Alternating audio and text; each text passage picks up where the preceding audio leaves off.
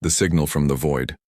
The frozen methane lakes of Titan reflected the distant glow of Saturn as Dr. Sarah Chen adjusted the massive radio telescope array for what felt like the 1,000th time that week. She had been stationed at the Titan Deep Space Research Facility for 18 months now, searching for any sign of intelligent life beyond the solar system. The isolation was crushing at times, with only 12 other researchers sharing the remote outpost, but Sarah believed in the importance of their work. Humanity had spread across the solar system over the past century, establishing colonies on Mars, Europa, and dozens of asteroids. Yet they had never found proof that other civilizations existed among the stars. Sarah's colleague, Marcus Rodriguez, entered the control room carrying 2 cups of synthetic coffee that tasted terrible, but kept them alert during the long monitoring shifts. The night cycle on Titan lasted for days, and the perpetual darkness outside the reinforced windows made it easy to lose track of time. Marcus had been working alongside Sarah for 6 months, and they had developed a comfortable routine of sharing the overnight observations while the rest of the station slept. Neither of them expected this particular shift to be any different from the hundreds that came before it. The quantum receivers suddenly erupted with activity, displaying patterns that Sarah had never seen during her entire career studying cosmic signals. The data streams showed organized mathematical sequences embedded within what appeared to be natural background radiation from the direction of Proxima Centauri. Sarah's hands flew across the holographic interface as she isolated the signal and began running it through their most advanced decryption algorithms. Marcus set down his coffee and leaned over her shoulder, his eyes widening as he recognized the unmistakable signature of artificial origin in the transmission. The signal resolved into fragments of human language, mixed with desperate screams and alien sounds that made their skin crawl. Through the static and interference, they could make out voices speaking in multiple Earth languages, all conveying the same horrifying message. Colony ship New Horizon had not been destroyed by an asteroid field as everyone believed 10 years ago. Instead, the 30,000 colonists aboard had been captured by an alien civilization that called itself the Valdari Empire. The transmission described unspeakable horrors being inflicted upon men, women, and children who had left Earth seeking a new beginning among the stars. Sarah's hands trembled as she activated the emergency communication protocol that would alert Earth Command of their discovery. The transmission continued playing, revealing details about forced labor camps where humans were worked to death mining radioactive materials without protection. Children were separated from their parents and subjected to psychological experiments designed to break their spirits and turn them into obedient servants. The Valdari considered humans to be inferior creatures, barely more intelligent than animals, suitable only for exploitation and entertainment in their vast interstellar empire. The response from Earth came faster than Sarah had anticipated. Within hours, Admiral James Morrison himself was on the quantum communication link, his face grave as he listened to the full recording. The Admiral had lost his own daughter aboard the New Horizon, and Sarah could see the barely contained rage burning in his eyes as the transmission described the fate of the colonists.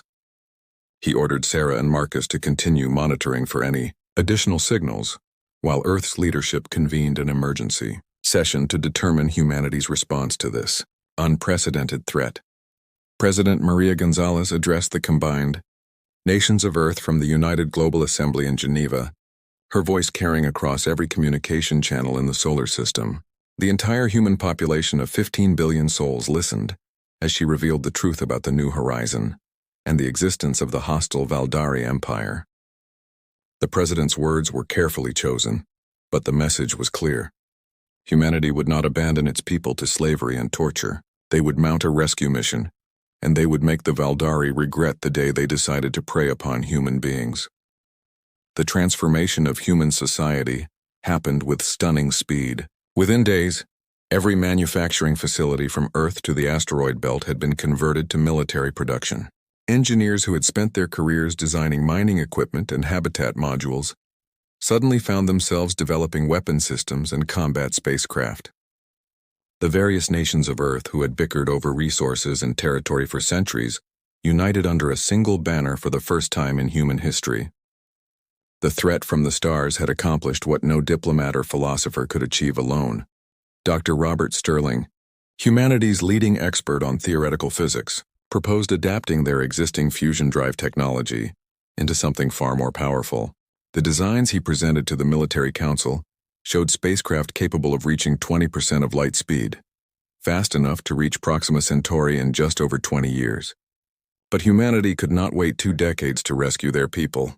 Sterling's team began working on experimental faster-than-light communication, systems that might allow them to coordinate with the prisoners and gather intelligence about Valdari capabilities. The shipyards orbiting Earth became hives of activity as construction began on humanity's first true warships. These vessels bore no resemblance to the peaceful exploration ships that had carried colonists to the outer planets. They were angular and aggressive, bristling with railguns, missile launchers, and experimental energy weapons reverse-engineered from theoretical physics papers. Each ship was designed to carry a complement of 500 soldiers trained in zero-gravity combat and equipped with powered armor suits that could operate in any environment. Mining operations throughout the solar system increased their output by 300% as humanity stripped entire asteroids of their metals and rare elements. The colonies on Mars contributed their expertise in terraforming technology, developing biological and chemical weapons that could potentially give humanity an advantage against the Valdari.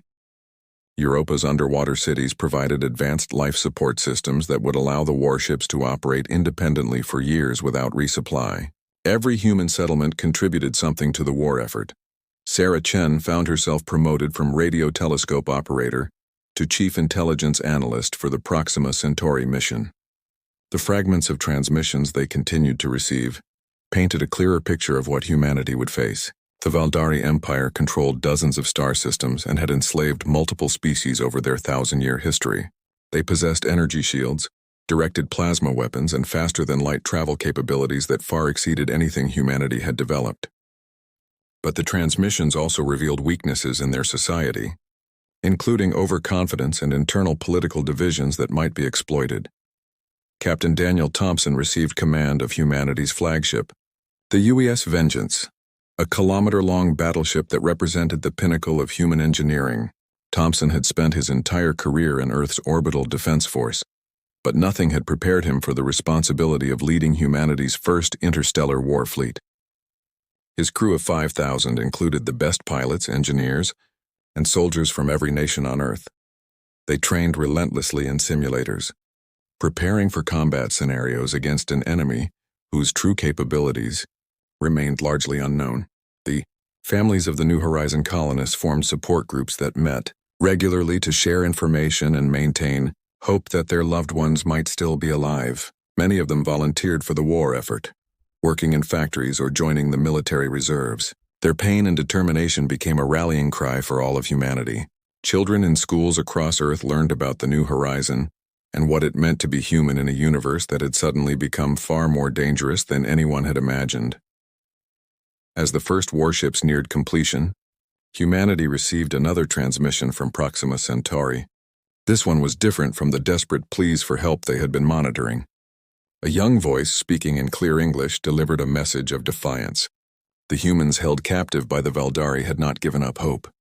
They had been conducting subtle acts of sabotage and gathering intelligence about their captors' technology and weaknesses. They knew Earth would come for them, and they would be ready to fight from within when that day arrived. Humanity's wrath. Unleashed, the departure of Earth's liberation fleet from the solar system marked a turning point in human history that would be remembered for millennia. 120 warships, carrying 50,000 soldiers and support personnel, began their journey toward Proxima Centauri under the command of Admiral Morrison. The fleet represented nearly 10% of humanity's total industrial output over the past 5 years, a sacrifice that had required rationing and hardship throughout the solar system. But not a single voice of dissent had been raised against the mission.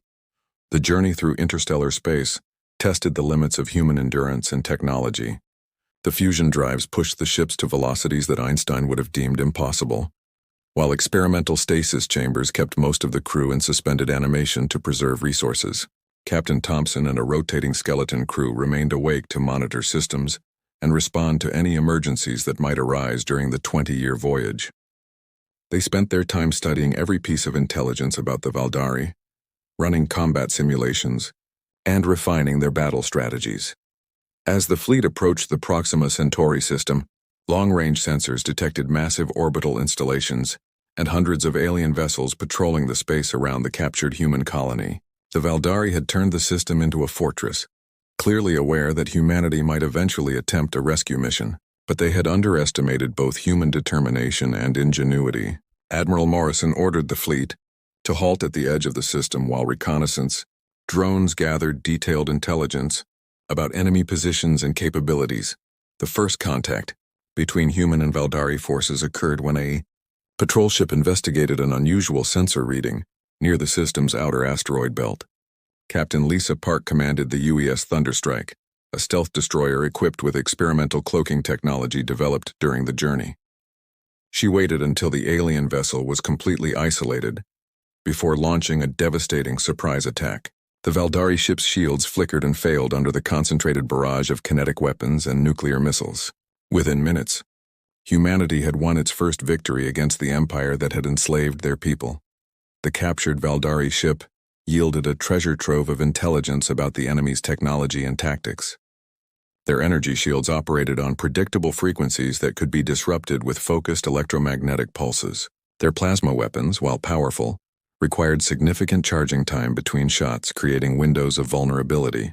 Most importantly, the Valdari military hierarchy was rigid and slow to adapt to unexpected situations.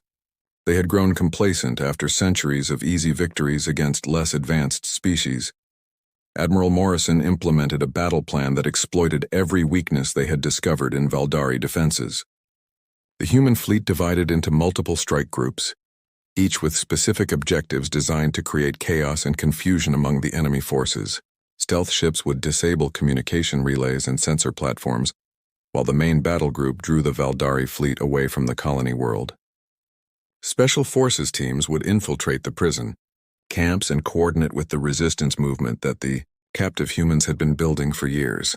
The battle for Proxima Centauri began with a massive cyber warfare attack that corrupted the Valdari's tactical networks and turned their own automated defense systems against them. Human hackers, working with intelligence gathered by the prisoners, had developed viruses specifically designed to exploit vulnerabilities in alien computer architectures. Within hours, the Valdari forces found themselves fighting not only the human fleet, but also their own malfunctioning technology.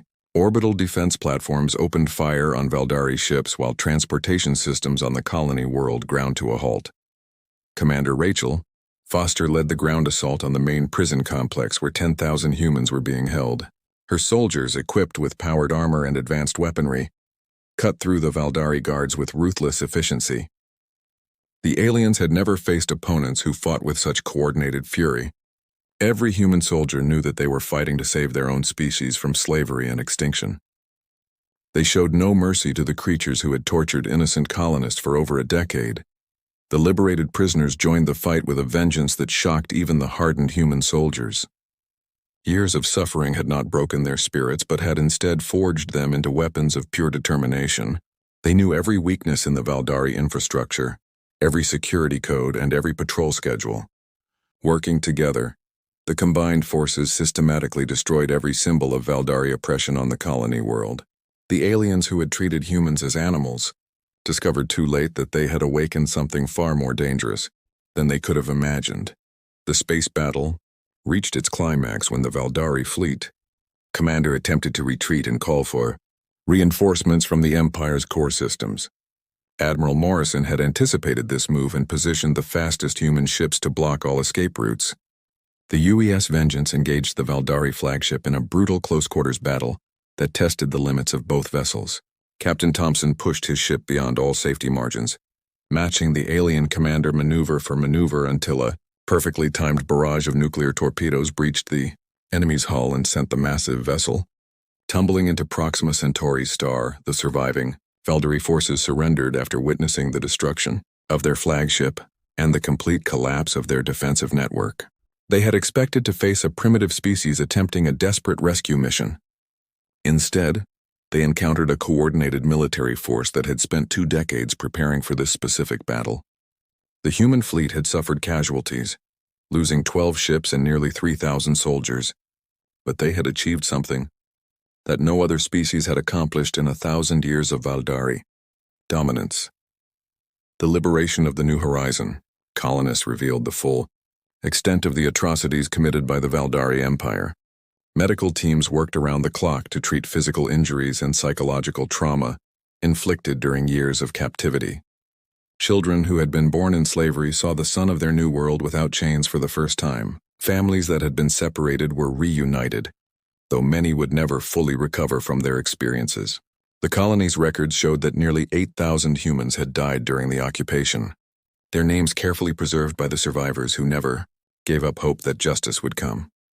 Admiral Morrison established a permanent military presence in the Proxima Centauri system and began fortifying it against potential Valdari counterattacks.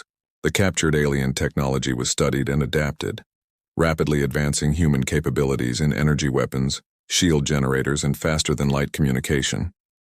But perhaps more importantly, the victory had fundamentally changed humanity's perception of its place in the universe.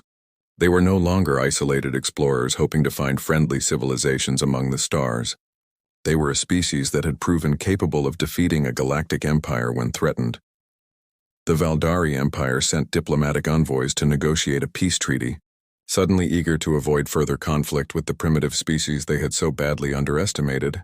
The alien diplomats arrived expecting to deal with a civilization that would be satisfied with the return of their colonists and perhaps some territorial concessions.